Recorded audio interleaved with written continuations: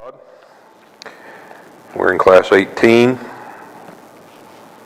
and just want to get right into the lesson tonight. I want to reread something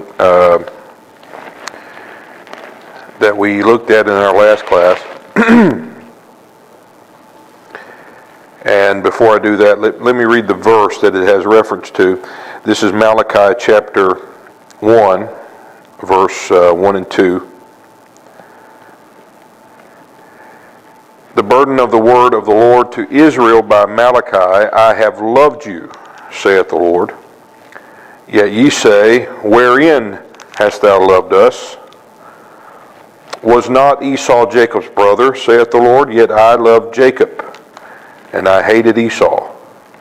And I laid his mountains and his heritage waste for the dragons of the wilderness. Now, we looked at something of this in the last class, and what I want to do is just read the commentary with regard to this, because it's from the Wheeler's syntax notes, and just speaking of the use of language here in the Hebrew language, that the phrase "I have loved you" is actually in the perfect tense. And at one point I just would overlook that and not give much thought to it. But when I began to read the commentary, it brought everything that we have been saying up to this point into a little clearer perspective. It seems to demonstrate and define, just in the language itself, just looking at the Hebrew language here, it seems to demonstrate the overall definitive nature of God's knowing toward us, God's relationship toward us. It reminds me, reading this in Malachi chapter 1, reminds me of something we've talked about in earlier classes, real early on. And it's in Jeremiah 31 and 3, where he says, I have loved thee with an everlasting love. And we've talked about that it is a love that is everlasting. It's not a love that came about because of us. It's a love that he's brought, we could say he's brought us into, or that he has brought into us. A love that is eternal, that has no reference to us at all. It's just the grace of God that it is that love that he has shed abroad in our hearts. It is that everlasting love, the love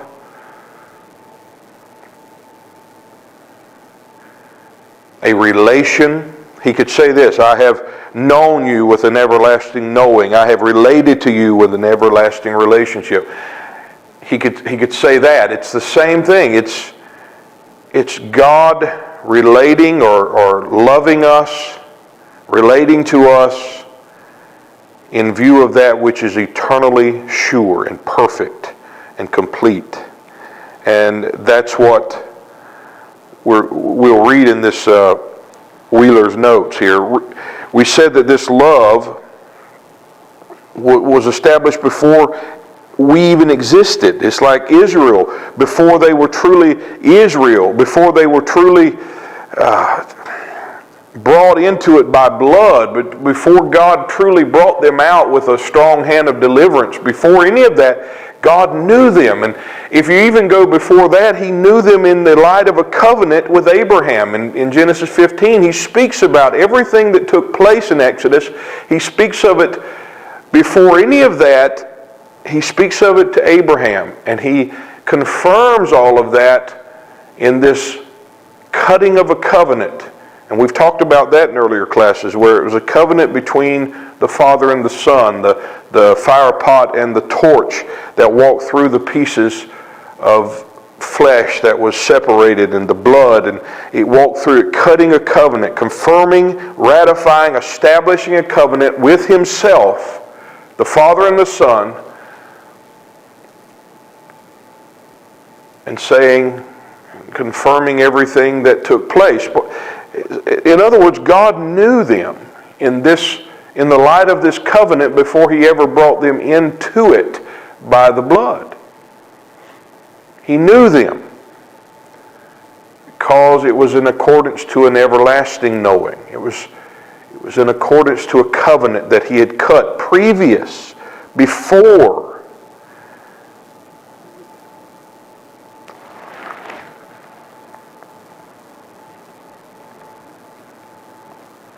So nothing of this can be referenced in us, and it cannot be determined by us. I looked up the word everlasting, the one we just read in Jeremiah 31:3. And that word everlasting, yes, it means always, it means continual, eternal, perpetual, but it also means something that struck me. The root of the word is 5956 in the Strong's, it's alam. And it means something that is veiled from sight. Something that is concealed, that is secret, that is hidden. And I begin to think, this speaks of this love wherewith he has loved us in beautiful terms, in a beautiful way. It speaks of something with regard to this love that I'd never really considered, but we always know is true, or we know that is true, that it's a hidden thing. It's something that is concealed, that is undiscoverable to the natural faculties of the natural man. It is that which eye hath not seen, ear hath not heard, and the heart of man cannot enter into. But the Spirit of God has been given and reveals that love, that relationship, that we may know this grace that has been freely given to us or bestowed unto us, it says in the literal, in grace, in Christ. This knowing, this eternal relating of God toward us must be revealed, or we will remain ignorant of that love and attempt to know or obtain his love by some other means.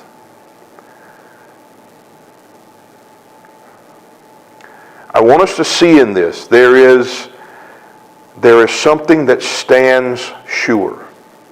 Something that stands everlastingly settled, fixed, that is unmovable, irrevocable. And that is, it is Christ in us. Because it is Christ in us who is the love of God unto us. It is Christ in us that is the covenant unto us, that is the relation of God to my soul. The only means by which my soul can relate to God is that the Son of his love resides in that soul. And that's a sure and fixed reality. And that is the reality the Spirit of God is at all times attempting to reveal and make known and bring my soul to the acknowledgement of. So back to this commentary on the perfect tense of I have loved you in Malachi. Again, this is from Wheeler's Syntax Notes. And I quote here, the perfect tense is better viewed as indicating a completed situation. It serves to express actions, events, or states which the speaker wishes to represent from the point of view of completion. And they are pictured in their completed state. The perfect views the situation as whole. It focuses on it as a single whole, as a summary, in a summary fashion. Thus, nothing of time or process or procedure is discussed or implied. The author portrays the act or the state from what is called the external viewpoint. He stands viewing the whole of the matter without any reference to any internal workings or details. he speaks as one who is able to see the beginning and the ending of the situation. You see that? I have loved you. Has no reference to the internal details, to what we would call the process. That has no reference to that at all. It is spoken from one who is beholding the beginning and the end of that situation. He is beholding it as a completed thing, as something that is perfect and full in its content. It has nothing missing, nothing lacking with regard to it. This is the certainty of our life in Christ. Because the beginning and the end that he is beholding in that is Christ living in us. The complete and perfect situation that he is seeing definitely has nothing to do with me. It has everything to do with the one who lives in me. My view, our view, the problem is, our view is constantly, seemingly, constantly the imperfections and the workings and the processes and the ups and the downs and the things that we go through because our soul is ignorant of this complete state that he beholds. The view of God, God's perspective, God's understanding, God's faith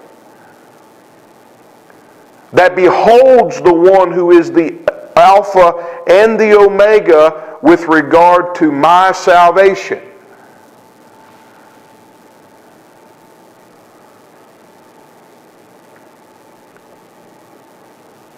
It is a perfect reality. It's a fixed and a settled thing. God has, and is beholding the beginning and the ending of my salvation.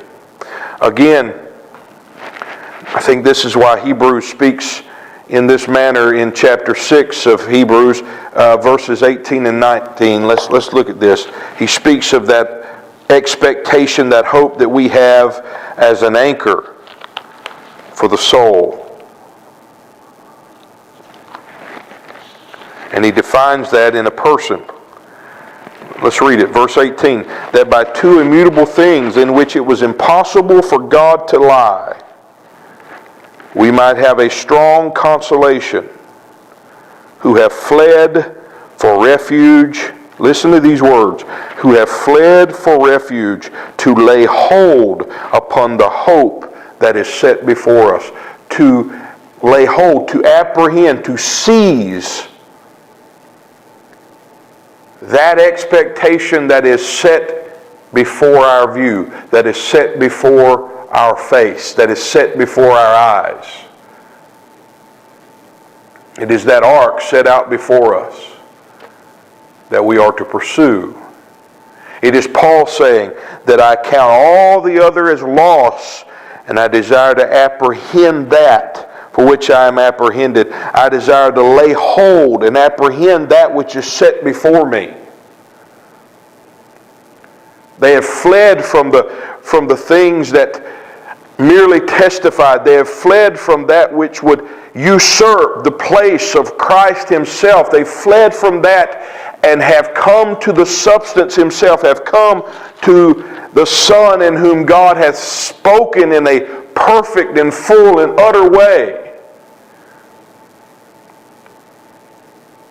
that they may lay hold of him and apprehend him as that perfect reality that chapter 6 begins speaking of.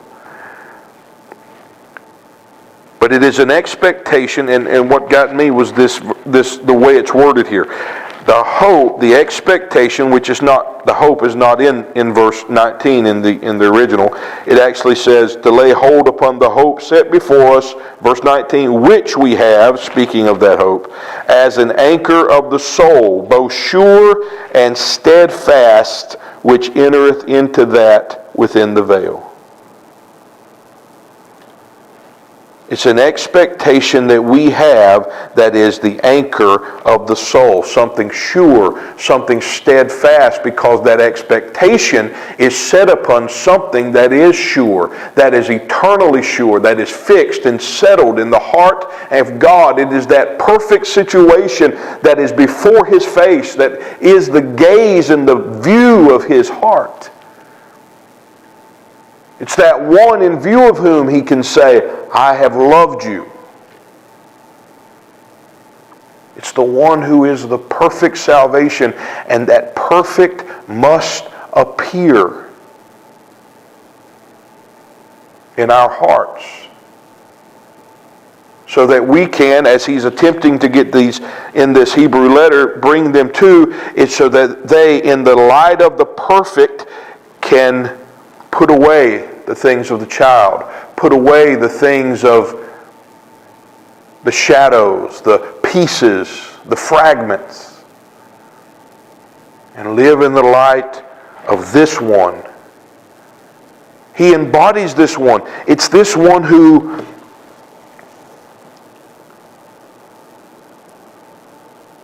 stands in the presence of God. It's the high priest. He goes on in the next verses and talks about that. This high priest that stands there in the holiest of all before God, that's the one who is the anchor. That is the object of our expectation. What? So that He can appear.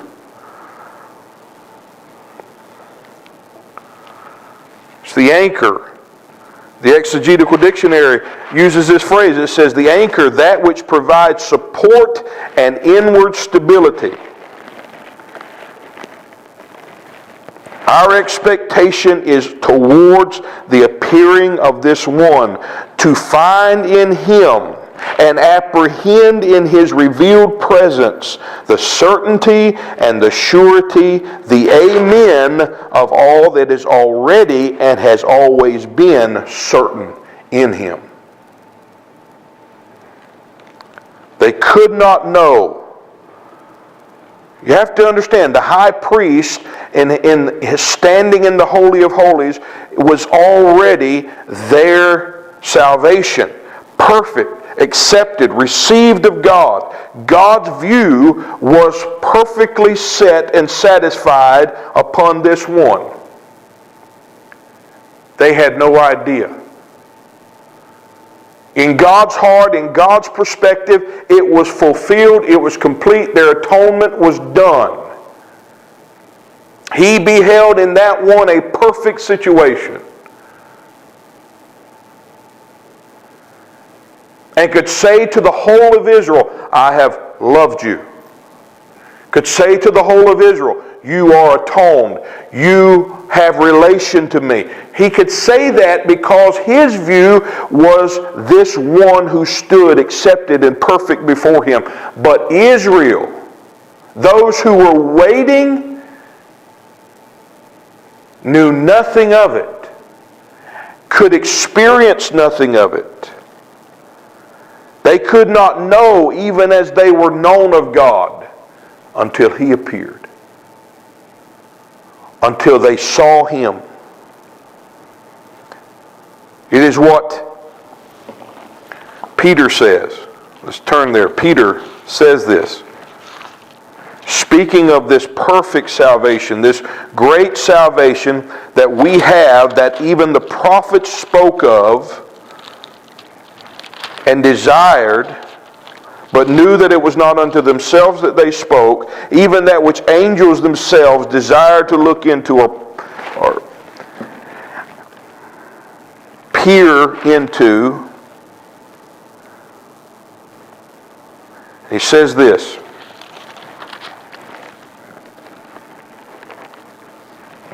Wherefore,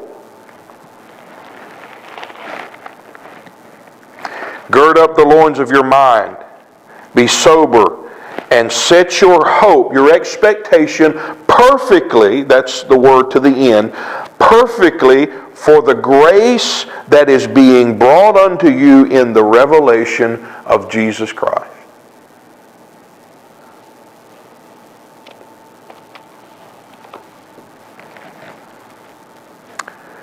Set your expectation perfectly upon that one. On Him who is the embodiment of the salvation all the prophets spoke of. That He may appear, and that in His appearing, in His being revealed, the grace is being brought. I better put it on airplane mode.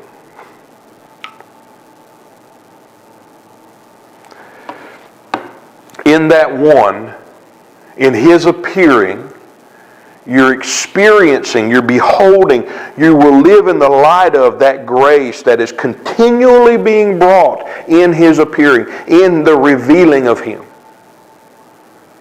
The word brought there, I looked it up just to look, but it's very, the Louw-Nida said something very significant, I think. This word brought is not just bringing something to you, it is to present the evidence of something having actually taken place. In His appearing, He comes as the evidence that something has happened, that something has taken place. He appears in your soul as the evidence of a new order of things, as the embodiment of a new order of things. And in that seeing of Him, that grace that is being brought unto us, whereby He has made unto us the fullness of salvation, that He has made unto us in His presence the love and relation of God to our souls. We live in that understanding. The soul is able to comprehend that great transition that has taken place. And we are able to, in the pursuit of that greater reality that comes in His face, in His appearing, we're able to count everything else as lost, count everything else as dung. So that we can, as Paul, who found that refuge and has in that desires to lay hold and to apprehend that which is set before him, he can say, my desire is to be found in Him, having nothing of my own. See, that is a soul that is beholding the grace of God. That is a soul that is beholding the love of God, saying, my only desire, the only pursuit that I have is to be found in Him, having nothing but who I am knowing Him to be, having nothing but who He is in me, who He has made unto me. I am not attempting to bring myself into this picture, but I will rest fully in the reality of His sufficiency. I will rest, say it this way, I will rest in hope. I will rest, continually rest in a reality and keep my expectations set in the greater and more perfect seeing and viewing of that reality. The pulpit commentary, which I don't read a whole lot, but I read it with reference to this 1 Peter 1:13. He says, this being brought in the revelation, the grace being brought in the revelation of Jesus Christ, he says that is being brought. It is an unceasing and ever-enlarging bestowment, but he's wrong in that. It is not an ever-enlarging and unceasing bestowment. It is actually my soul experiencing an unceasing and ever-enlarging view of the bestowment of grace, of everything that God has in grace bestowed unto us in His Son, as His Son. Understand this? What I'm trying to say is that there is a perfect situation that is before God at all times, but it is in the seeing of that one who is that perfect situation that my soul begins to know and apprehend and live and experience and enjoy such a completed state. That completed state is there the moment I'm born again, because He is there. He is present. But it is my soul coming to the acknowledgement of that presence. And in that acknowledgement of His presence, what has already taken place, what has already happened, what is actually brought about, what is... I could go into a lot of verses where Paul says, I suffer the things I suffer, that those to whom I speak and minister may obtain the salvation that has eternal glory. The word obtain is not to get, it is to experience something that has already happened. You can look it up in I think it's the Loanita or the Exegetical Dictionary of the New Testament. It uses that phrase. It is to experience something that has already taken place. It is to experience something that's already a reality in you. That should be the thing unto which our expectation is set. That's the object of our expectation. That anchor. That one who stands before Him that He may appear and be seen and be revealed and known as everything that He is unto the Father. That I may know Him as everything He is. That's knowing Him as He is. That's when Christ, who is our life, shall appear. We don't get anything more in His appearing. We see the much more that we possess and are yet ignorant of.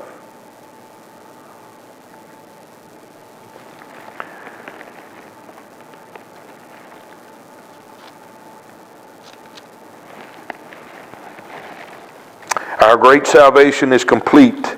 It is a complete situation. The problem is our soul remains veiled to God's view of completion. But we understand that the work of God's Spirit is to reveal such a completed state in our souls. This is why we began all of these classes in Galatians chapter 4:9, where it says, after you have known God, or rather are known of God, why do you seek to be brought back under the bondage of these weak and beggarly elements? Why do you desire to be brought back under the bondage of these things? And Paul rightly, we've said it many times, rightly sets the weight of the whole matter, everything, the weight of our salvation, he rightly sets it upon the foundation, the basis, the premise of God's knowing of us, not on our knowing of Him. This is not an excuse to be indifferent with regard to our knowing of Him, but I'm telling you, our knowing or our attempted knowing of Him will be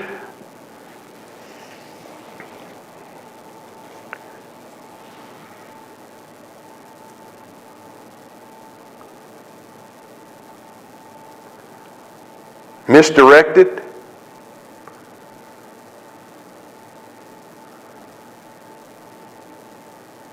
based upon something woefully insufficient until His knowing of us is first revealed.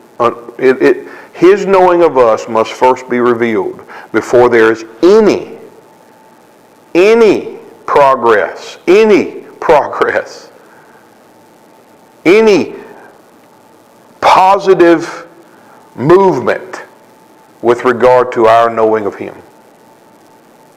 Because if His knowing of us is not first revealed, we have no basis. We have no ground upon which to seek to know Him. All we have is the shifting sand of the natural mind that's up and down, up and down. We have the insufficiencies, the insecurities that we see assessing ourselves. I'm telling you, the ground of seeking, the perfect ground of seeking, is the ground of God's knowing of us in His Son. That must first be revealed. What I'm saying is, Christ must first be revealed in you before there will ever be any knowing of Him at all.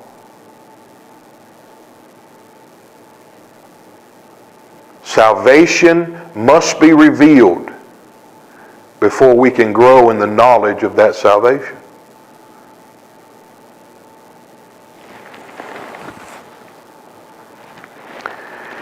So I bring these things back up, this verse back up, because I want to look at something that I think it speaks to. In the midst of the chaos of man's imaginations with regard to relationship with God, serving God,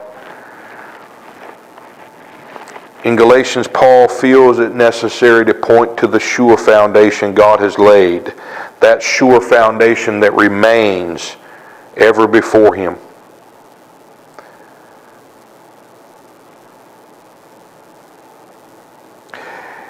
We have to understand that it is possible and probable that we can have our faith overthrown or subverted if we are not settled upon the only true foundation.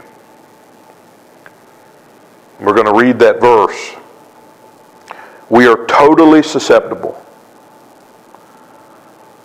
to have our faith, listen to that, our faith, overthrown by the errors of man, the perversity of human philosophy or religious philosophy, if we are not having this foundation laid or revealed in our hearts, because that foundation remains untouched by error or perversion. It stands, it remains, and I thank God there is something that remains.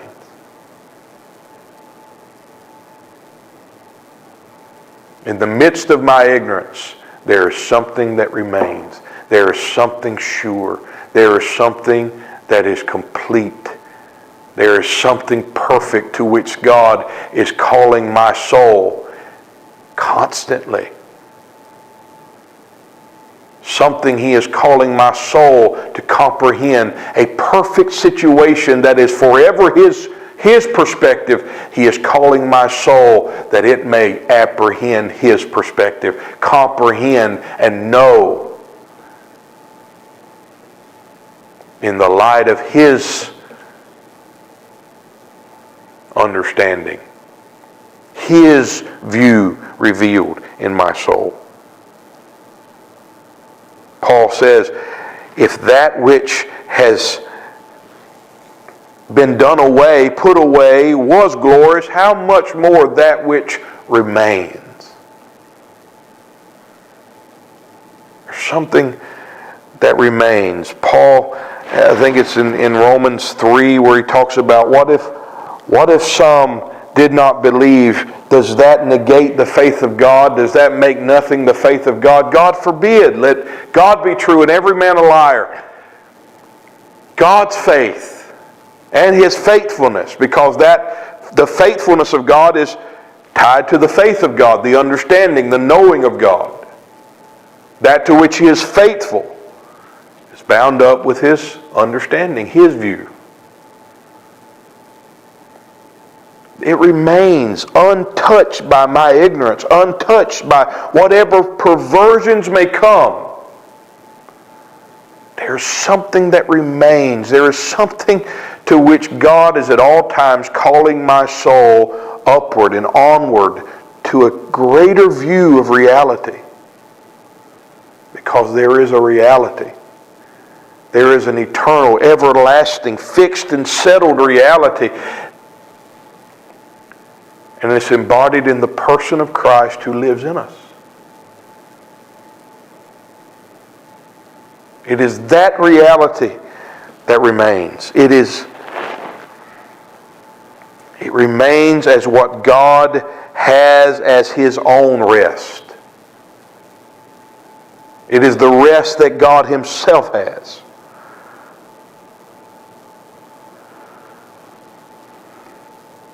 And even when my ignorance abounds, the reality that is in me remains. And the Spirit of God would unveil my soul to a greater view of that reality and dispel ignorance in the light of the truth.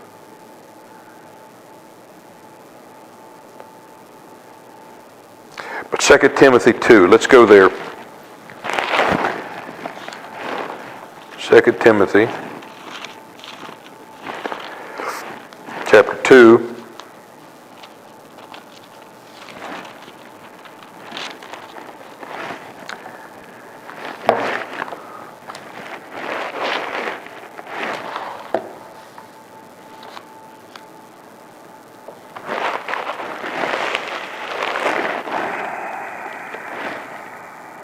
Verse 17 through 19. And their word will eat as doth a canker, of whom is Hymenaeus, Philetus, who concerning the truth have erred, saying that the resurrection is past already, and overthrow, not overthrow. Is it overthrown or overthrow? I got it marked. I circled it. I think it's overthrow the faith of some. Nevertheless, verse 19, the foundation of God standeth sure, having this seal, the Lord knoweth them that are his. And let every one that nameth the name of Christ depart from iniquity. Now, I want to look at this for a second, because of course we'll get to this phrase, the Lord knoweth them that are his, because that's what I want to look at, whether we get there this class or not. But I want to look at something at the beginning of this. He's talking about those, he names two people who concerning the truth have erred. I want to look at that for a second. What is that error? And I think this has a lot to do with what we've been saying. Remember, we were talking in couple of previous classes, recent classes, I think, where everything that pertains to us, everything that, according to the testimony, everything that represented Israel and pertained to Israel in relation to the high priest was totally bound to him, tied and bound, never to be loosed from, it says. And I think you see that here in this phrase, who have erred concerning the truth. Such error concerning the truth. What is that? Because the disruption Paul speaks of that comes about as a result of this error is always relative to where the anchor is, or the object upon which your expectation is set.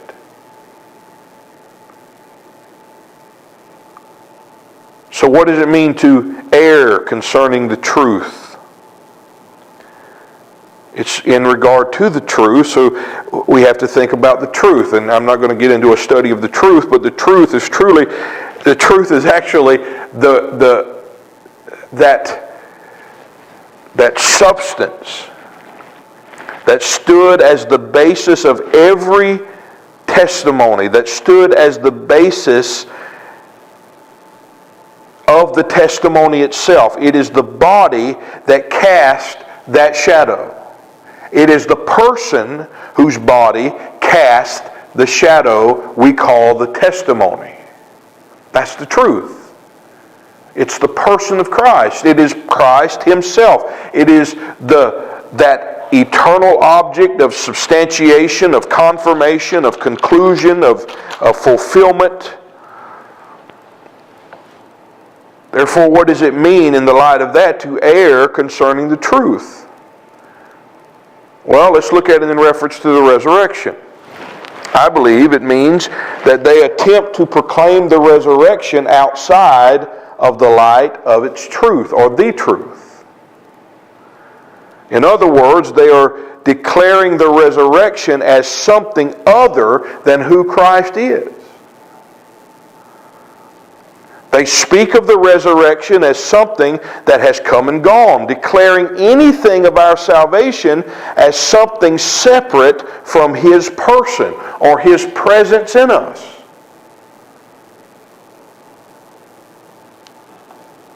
In other words, it is taking the resurrection and calling it something instead of declaring someone as the resurrection itself. It is not bringing that term or that spiritual thing to its spiritual fulfillment. So you could say, in the light of that, the resurrection is an event that has come and gone. And if someone's soul is not beholding Christ and knowing and experiencing Christ as the resurrection and the life, their faith, their belief, the thing upon which they stand can be overthrown, can be shaken, troubled, subverted. But when the soul is not comprehending Christ as the resurrection, it is essentially human to point to something such as a natural event or even a supernatural happening to give that certain thing meaning or a conclusive end. When the soul is not seeing Him as the end, we will still seek one. When the soul is not seeing or knowing Him as our relationship with God, we will seek one aside from Him. This is what we have been stating. God has set it forth that nothing that pertains to our salvation will ever be loosed or separate from Him. To err concerning the truth is attempting to find any spiritual term or object divorced from their eternal and conclusive substance. The word err means basically to miss the mark, to deviate from the goal.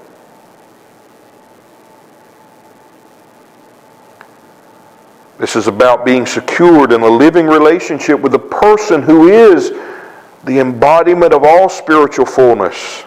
True faith is Him being revealed in the soul and the soul experiencing Him as who He is. I had this commentary about righteousness, and it's from the Exegetical Dictionary of the New Testament. It says this, and you can relate this to everything, every term that speaks of a spiritual reality. The meaning of the word righteousness, it says, as a concept of relationship which was shaped in a particular way in the Old Testament and Jewish tradition, is to be given precedent over the normal Greek meaning of righteousness as a category within the teachings of virtue. What he's saying is that the way we should understand righteousness is the way that the Old Testament declared righteousness. It is the way Jewish tradition declared righteousness. That it was not codes of conduct and moral behavior. That was not the thing that defined righteousness. Righteousness, according to the Old Testament, had to do with relationship. It had to do with the relationship of, Israel's relationship concerning the law. Their relationship, their obedience to the law. It was a relationship with God of living in a continual obedience to the law. Well, it's the same thing in Christ. It is my soul living in a continual relationship with the law of life, with the life who is righteousness, with the life who is my holiness, relationship with God, the perfection of all spiritual realities. It is my soul experiencing all that He is through a living relationship with who He is.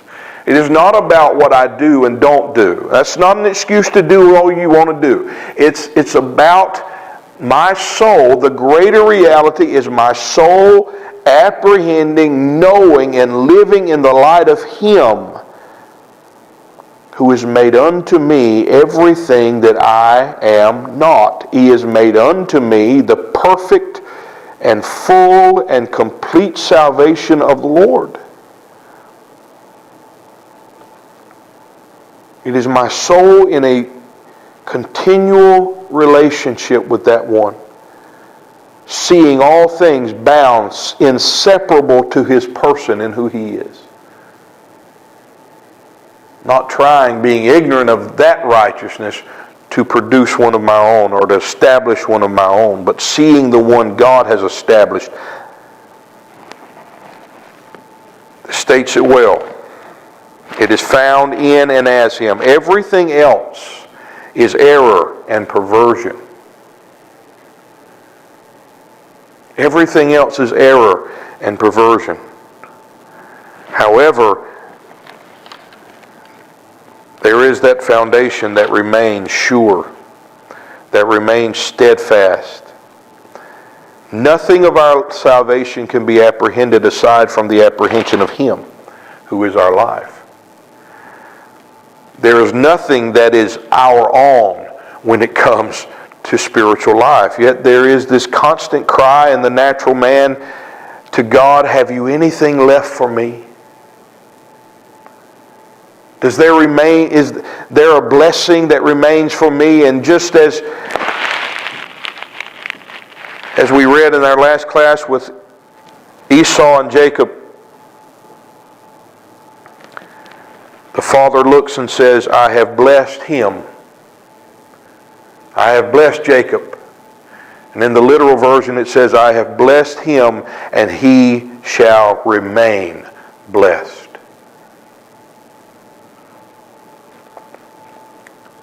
That is the thing that remains. All things are secured in the singleness of God's knowing of us. Paul can say, nevertheless, the foundation of God standeth sure, having this seal, the Lord knoweth those that are His.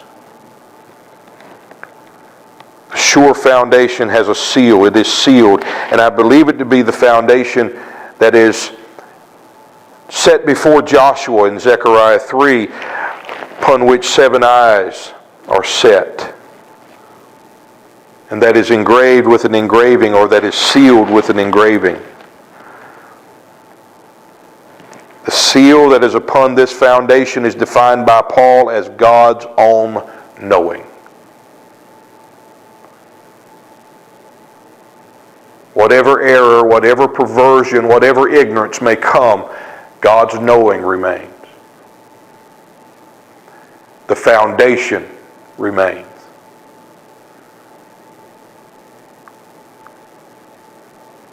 It remains sure. As we close, I want to look at this word sure, because I wanted to get further and in this, but I began to look at this word. And I thought I knew what the word sure means, but I saw something that defined it a little more perfectly for me. And I think speaks to this very well, what we're going to talk about and what we'll talk about in our next class. So let's consider the word sure here. There is a foundation that standeth sure. This foundation sealed by God's own knowing. His knowing of and in view of a perfect and complete situation abides sure. The word sure has many definitions, but one that I read in the Theological Dictionary of the New Testament, I think speaks to the true nature of this knowing. This dictionary defined the word sure as obstinate. Now, I also use words like rigid, hard, true, valid, perfect. Use the Latin word integer, which means something that is untouched, uninjured, whole, and entire. But this word obstinate stood out. And I think it speaks very well to what we'll get to, that I have read in certain commentaries, that is the basis and the source that Paul gets this phrase, the source from which he gets this phrase, the Lord knoweth those that are His. I think this word obstinate stands and defines it very well. Obstinate means stubbornly adherent or unmovably devoted to a course of action or a purpose, to an attitude or an understanding. Unyielding, inflexible, unbending. Refusing to change one's chosen course, despite attempts to persuade one to do so. Well, God, I pray a lot, and I do this and I do that. No, the foundation of God stands sure. It stands obstinate. It refuses to bend to such lusts of the flesh, to such desires of the flesh. It will not bend. There is one blessing. There is one Son that I love, and He remains blessed. It's obstinate. It is sure. That's why it is the anchor of my soul. That is why it is so sure and certain and perfect.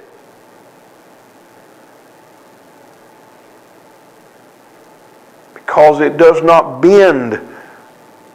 It does not move. It's that foundation that men stumble over. It is that stone of offense. Why is it an offense? Because it doesn't move. It doesn't yield. Doesn't bend to my lusts and my desires. It is fixed, settled, laid of God forever. That's what makes it so sure. But I'm telling you, it is certain and sure, and that is the thing that secures our soul. That is the reality of our salvation. It's perfect and sure in this way, but it's also unbending to anything that would try to contradict it. Anything that is brought before it contrary. God has chosen.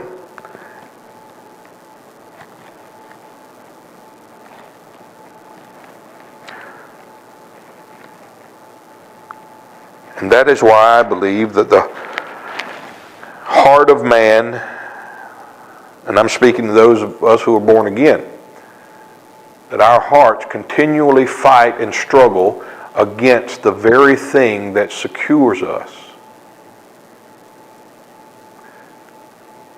Because in its nature, it is obstinate to that which is contrary.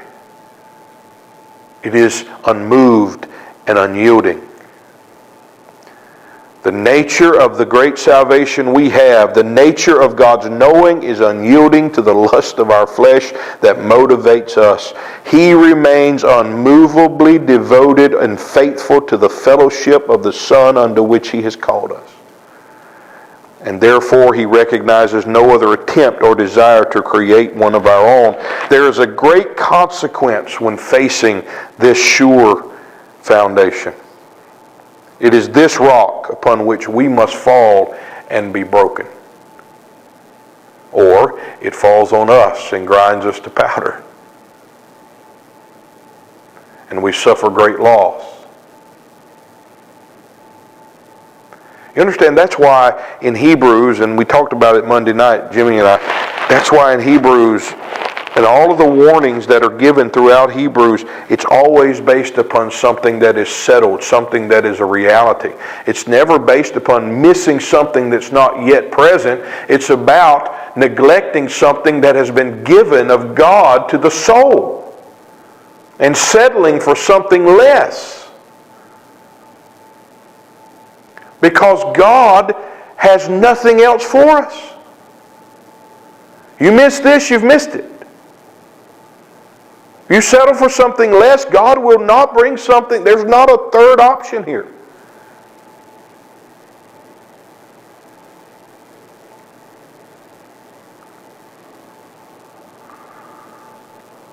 So many have and do still stumble at this stone of offense.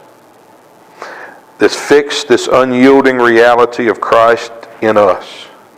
Because they desire to have something or to be something also, aside from Him. Expecting and lusting after something that is contrary to what God has set in the midst. What God has set in our midst that shall never be moved or amended. Remember Galatians 3? And it talks about the covenant, and once it is ratified and established, nothing can be added to it, no amendments can be added to it. No stipulations can be added to it. Well, I'm telling you, we called this knowing our salvation in the context of an eternal covenant. There is a covenant that has been ratified. There is a relationship that is established and that God has given to the soul. And that the nature of that relationship, the nature of that covenant is unyielding. It is obstinate to anything contrary. It is unyielding, unbending to the mind of man, to the desires of the flesh, to possess something of its own.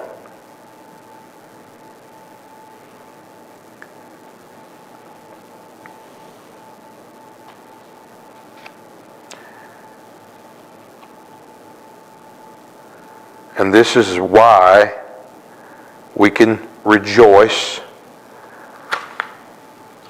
in a salvation that is so great and so sure and so perfect. But again, it seems that the natural mind, or the religiously motivated mind of man, stands in opposition, stands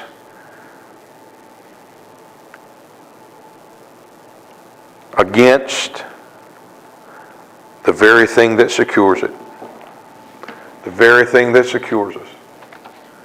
Why? Because we want something of our own, instead of finding all things of life, all things of godliness, all things of reality to be the one who lives in us.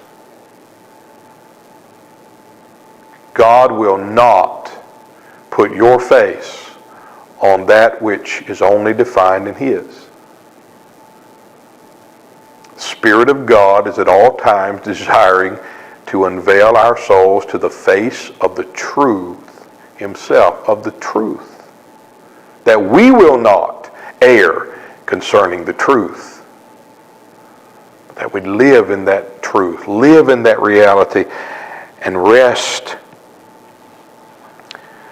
and delight, not war against, but live in rest and delight in the unmovable and unyielding nature of God's knowing of us. Well, I'll stop there. I'm out of time. So, let me stop there. And we'll go on into we're